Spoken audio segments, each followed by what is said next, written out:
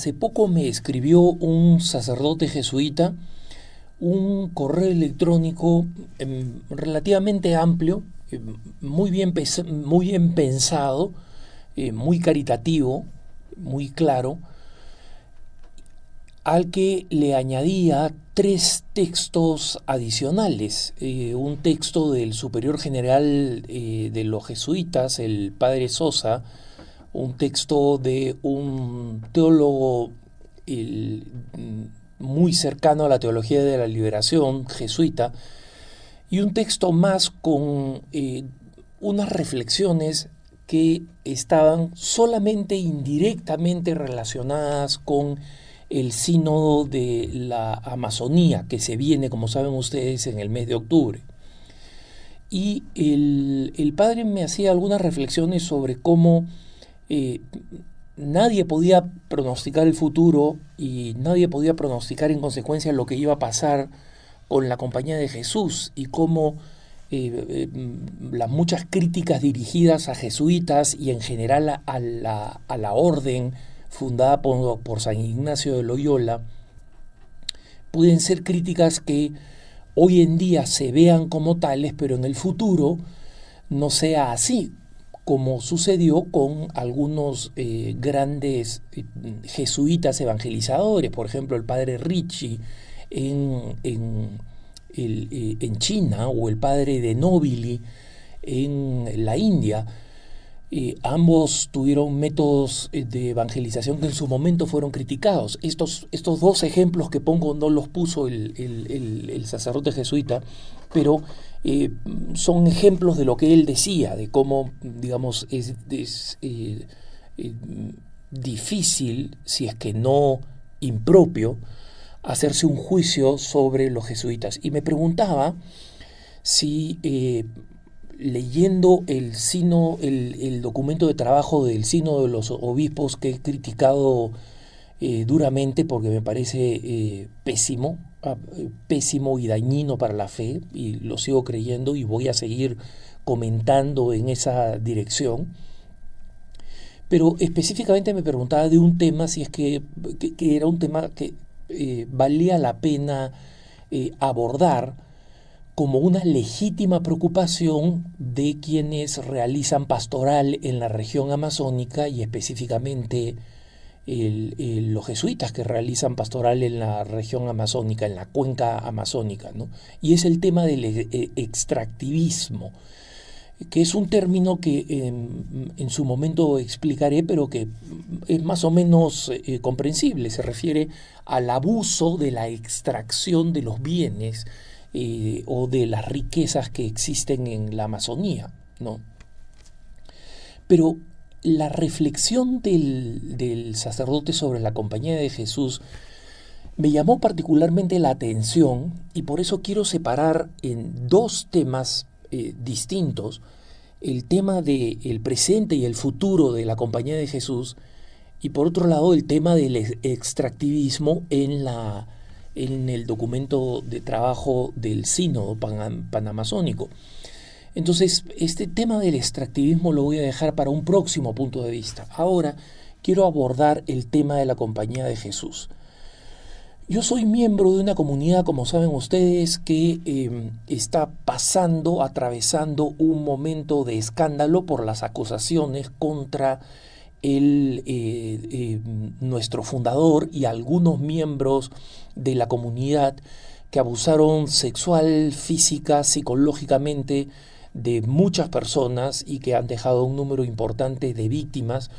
Y pertenezco a una sociedad de vida apostólica que ha sido intervenida por la Santa Sede con un comisario, y que al final del comisariamiento aún nos ha dejado dos asesores muy importantes para seguir acompañando el proceso de la comunidad. En consecuencia, desde mi comunidad herida con tantos errores, con defectos, con escándalos, no tengo ninguna autoridad moral para hacer un juicio de la Compañía de Jesús, ¿no?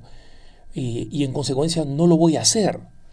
Pero la preocupación de este jesuita honesto sobre los numerosos problemas planteados por el Sínodo de la Amazonía, eh, eh, en realidad es más importante por estos textos que él me ha mandado, como digo, 3 textos que acompañan estos que leí meticulosamente antes de abordar este punto de vista, y que tratan, como decía, de responder a la crítica creciente de los jesuitas y de su fidelidad a la Iglesia o su falta de ella para los más críticos, ¿no?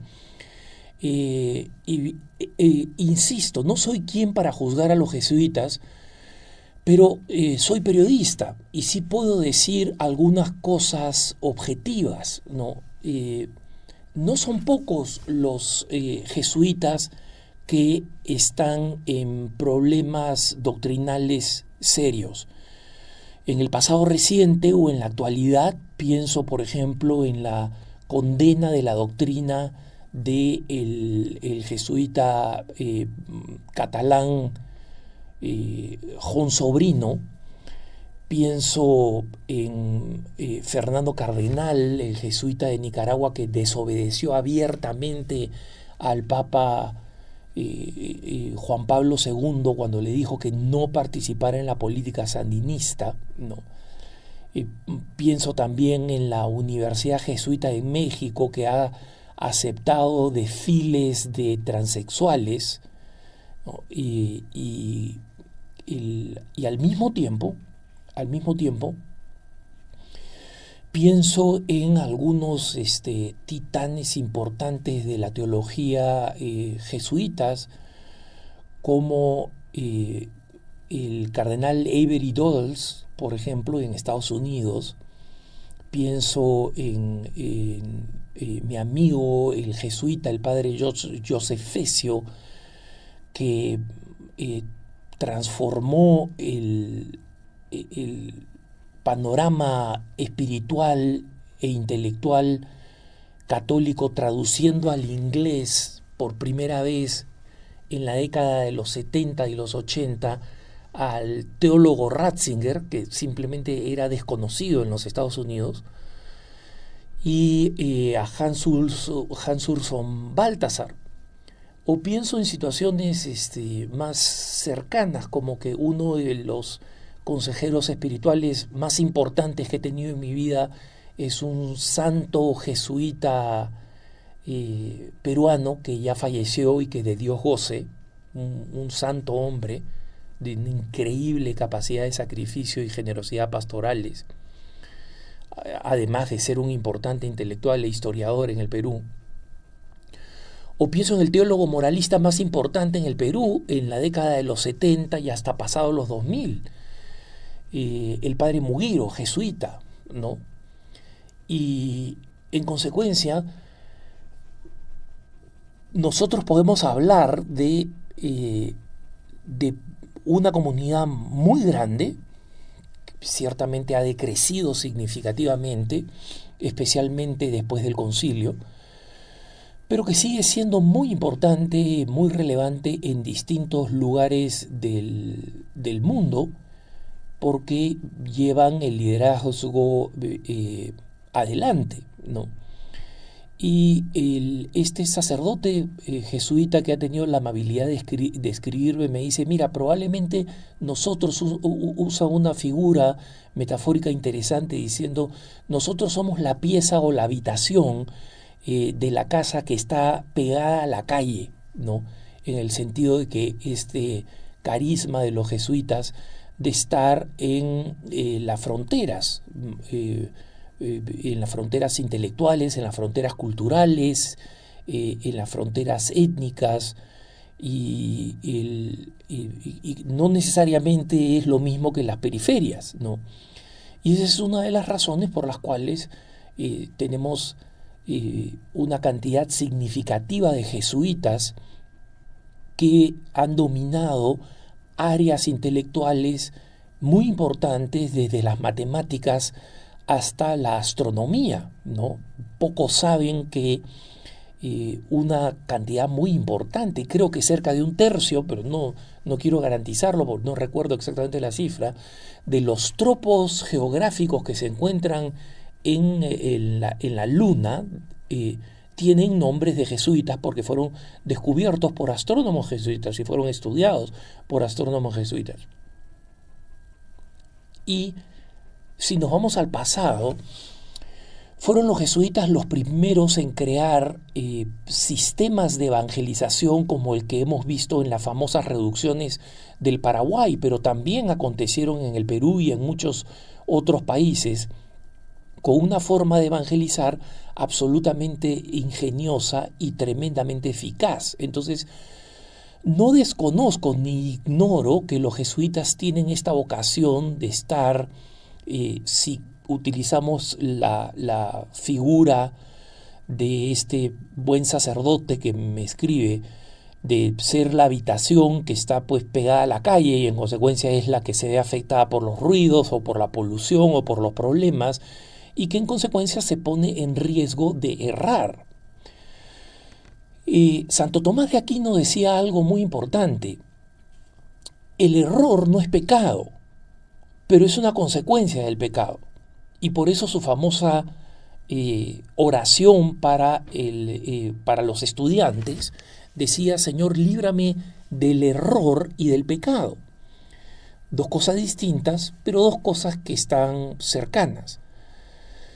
Y mucha gente ha errado y muchos santos han errado.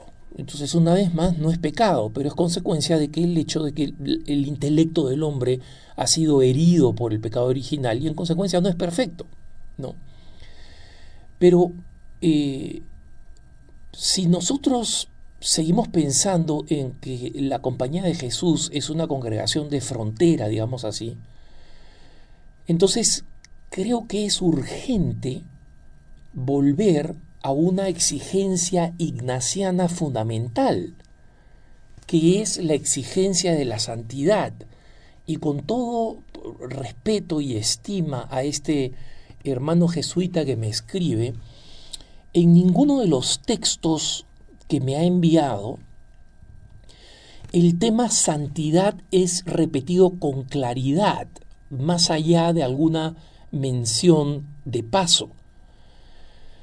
Pero yo he tenido la bendición de hacer los ejercicios espirituales jesuitas, dirigido por un jesuita, por un magnífico jesuita, cuya especialidad son los ejercicios espirituales. Y en estos ejercicios espirituales yo veo claramente que la enseñanza de San Ignacio es este discernimiento, pero que no quede en el discernimiento. El discernimiento es un camino, un vehículo para la santidad, específicamente para la santidad.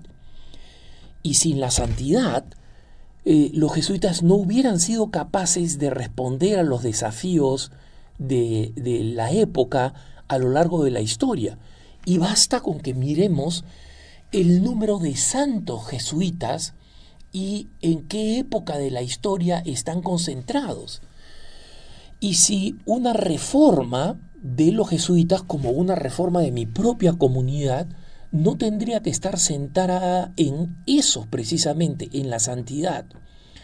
Porque si es que el diálogo con la cultura se convierte en una especie de ejercicio de cómo combino la religión con los valores de la sociedad secular, si no hay santidad, no va a haber deseo de evangelizar, va a haber deseos de llegar a alguna componenda inteligente, culta y socialmente aceptable.